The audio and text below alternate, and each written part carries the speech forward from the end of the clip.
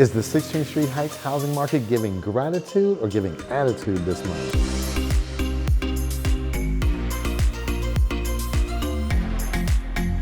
Hi, I'm Melvin Yates, your trusted real estate advisor, and welcome to the November edition of the Real Estate Market Insight. Now, as we kick off the season with gratitude, family gatherings, and way too much pumpkin pie, the real estate market is also serving up its own blend of change and opportunity. But don't let the shifting prices or market noise ruffle your feathers this Thanksgiving season.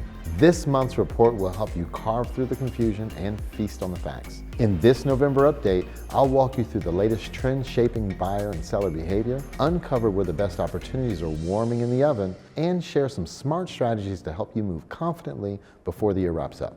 Now, whether you're buying, selling, or just keeping an eye on the market, this edition will give you everything you need, no stuffing, no fluff, just real insight worth being thankful for. Now for the numbers.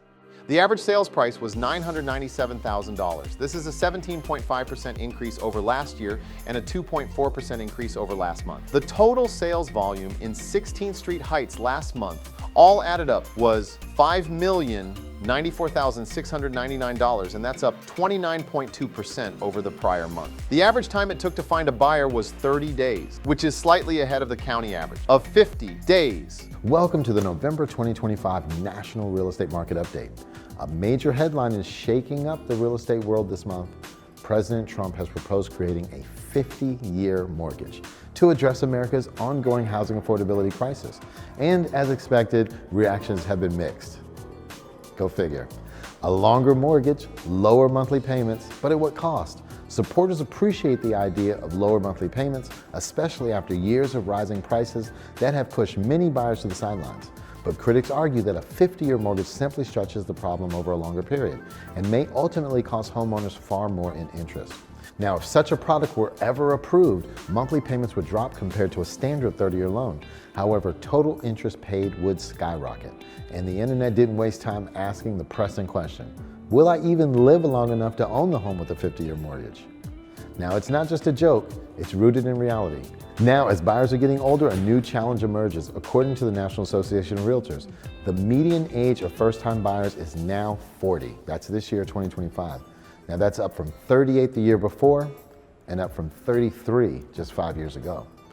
So with buyers entering the market later in life, the idea of paying off a mortgage into their late 80s or 90s is raising serious concerns. Now, what could a 50-year mortgage mean? Experts agree on one thing. If 50-year mortgages existed, which currently they don't, their rates would be higher than today's 30-year loans. As of November 6, Freddie Mac reports that a 15-year fixed is at 5.5%, 30-year fixed at 6.25%. A 50-year loan would almost certainly come at a higher rate, 6, 7, due to increased lender risk. The longer the life of the loan, the more compensation the lender will demand. Joel Berner, senior economist at Realtor.com. Still, not all economists are opposed to the idea. As long as these mortgages are soundly underwritten, homeowners could still build equity through appreciation. Lawrence Yun, chief economist at NAR, Yun explains that this type of mortgage may help renters finally enter the market, as long as borrowers have a clear plan to refinance or sell once the home appreciates. Now, could 50-year mortgages end generational wealth? That's another question. This is where the debate gets serious. Stretching a loan over 50 years means that many homeowners may never fully pay off their mortgage. Now, beneficiaries who inherit the home, of course, would also inherit the remaining debt, so wouldn't be too happy about that. Equity builds much slower, reducing wealth transfer potential. In short, longer loans may solve affordability today, but could weaken generational wealth tomorrow. Will a 50-year mortgage actually happen? Not anytime soon. Under the Dodd-Frank Act, qualified mortgages are legally capped at 30 years. To introduce a 50-year mortgage, Congress would need to amend federal law. Regulators would need to redefine loan criteria. Lenders would need new underwriting standards. It's legally possible, but it would take congressional action, says Matt Slusarchuk, CEO of Ad Mortgage. So while the proposal is generating conversation, it's far from reality at this time. Bottom line, a 50-year mortgage could reduce monthly payments, but it would increase long-term costs, complicate generational wealth, and require major legal changes before it ever hit the market. For now, it remains a headline, not a housing option.